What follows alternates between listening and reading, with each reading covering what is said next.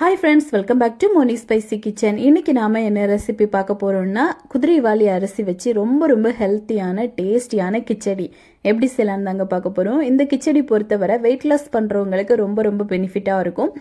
இது வந்து மில்லட் வகையை சார்ந்தது, அதாவது சிறுதானியம். அதனால குழந்தைங்களுக்கெல்லாம் ரொம்ப நல்லது. அவங்களுக்கு நீங்க வந்து லஞ்ச் பாக்ஸ் கூட இந்த மாதிரி ரெசிபி செஞ்சு கொடுக்கலாம். ரொம்ப விரும்பி சாப்பிடுவாங்க. டேஸ்ட் வைஸ் ரொம்ப நல்லா இருக்கும். இப்போ இந்த கிச்சடி கூட இதுக்கு காம்பினேஷனா ரொம்ப டேஸ்டியான ஒரு தேங்காய் சட்னி எப்படி செய்யலாம் தாங்க பார்க்க போறோம்.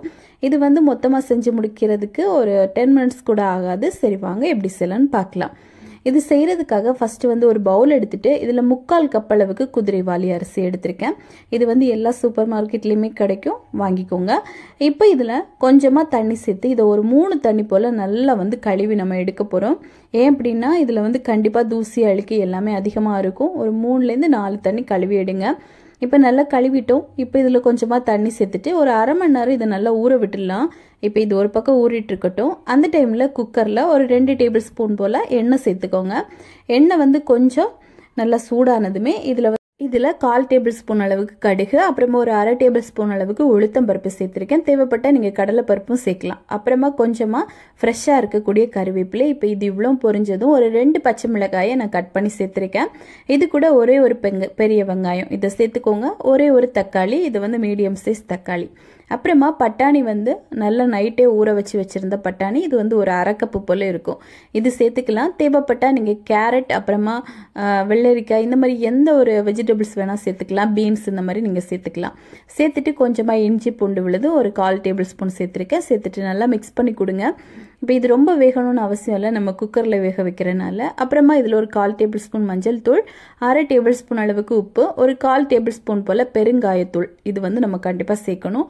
சேர்த்துட்டு இப்போ இது எல்லாத்தையும் நல்லா மிக்ஸ் பண்ணி கொடுங்க. இப்போ இந்த பொடிகள் எல்லாம் நல்லா வந்து இந்த காய் கூட மிக்ஸ் ஆகட்டும். மிக்ஸ் ஆனதுக்கு அப்புறமா 2 கப் அளவுக்கு தண்ணி நான் சேர்க்குறேன்.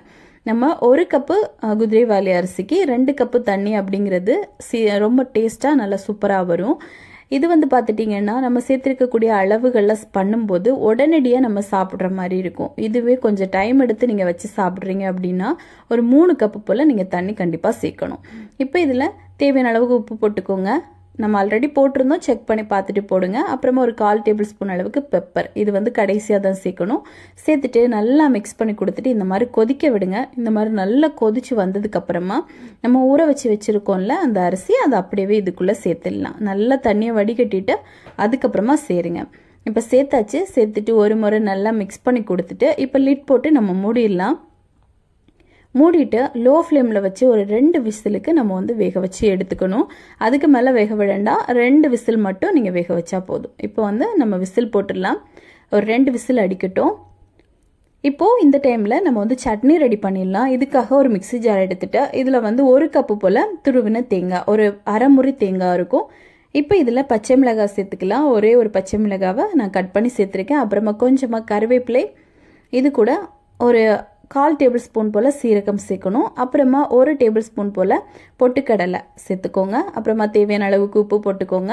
போட்டுட்டு கொஞ்சமாக தண்ணி சேர்த்து ஒரு அரை கப்பு போல் தண்ணி சேர்த்து இதை நல்லா பேஸ்ட்டாக அரைச்சி எடுத்துக்கலாம்.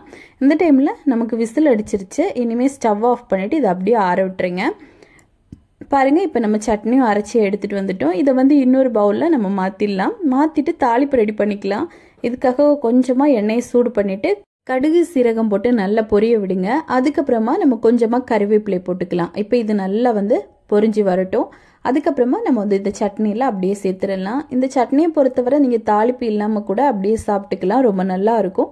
இப்போ வந்து தாளிப்பு சேர்த்துட்டு லேசாக நம்ம எந்த கரண்டியில் சூடு பண்ணி எடுத்தோமோ அதே கரண்டி வச்சு நீங்கள் மிக்ஸ் பண்ணி கொடுத்துட்டீங்க அப்படின்னா இதோட டேஸ்ட் ரொம்ப நல்லா இருக்கும். ஒரு ட்ரை பண்ணி பாருங்கள். இப்போது சட்னி ரெடி.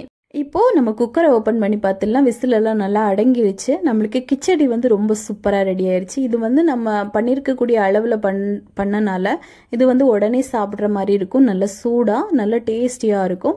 இந்த அளவுக்கு நல்லா வந்து சாஃப்டாக இருக்கும். பாருங்கள், இந்த மாதிரி தான். இப்போ இது அப்படியே நம்ம ஒரு இலையில இந்த மாதிரி சூப்பராக வச்சு எடுத்துக்கலாம். இது கூட கொஞ்சமாக சட்னியும் வச்சு தொட்டு சாப்பிட்டீங்க அப்படின்னா அவ்வளோ டேஸ்டியாக இருக்கும். இது வந்து கண்டிப்பாக வெயிட் லாஸ் பண்ணுறவங்களுக்கு ரொம்ப ஒரு பெனிஃபிட்டுன்னு நான் ஆல்ரெடி சொல்லியிருப்பேன். இது வந்து அவங்களுக்கு வயிறு வந்து ரொம்ப நிறைஞ்ச மாதிரி இருக்கும். ஸோ கண்டிப்பாக இதை ட்ரை பண்ணி பாருங்கள். ட்ரை பண்ணி பார்த்துட்டு எப்படி வந்துச்சுன்னு மறக்காமல் கமெண்ட் பண்ணுங்கள். இதே மாதிரி இன்னும் நிறைய ரெசிபிஸ் வேணும்னு நினச்சிங்கன்னா மோனி ஸ்பைசி கிச்சன் சேனலை சப்ஸ்கிரைப் பண்ணுங்கள், லைக் பண்ணுங்கள், ஷேர் பண்ணுங்கள். நெக்ஸ்ட் இன்னொரு வீடியோவில் உங்களை சந்திக்கும் வரை டேக் கேர், பாய்.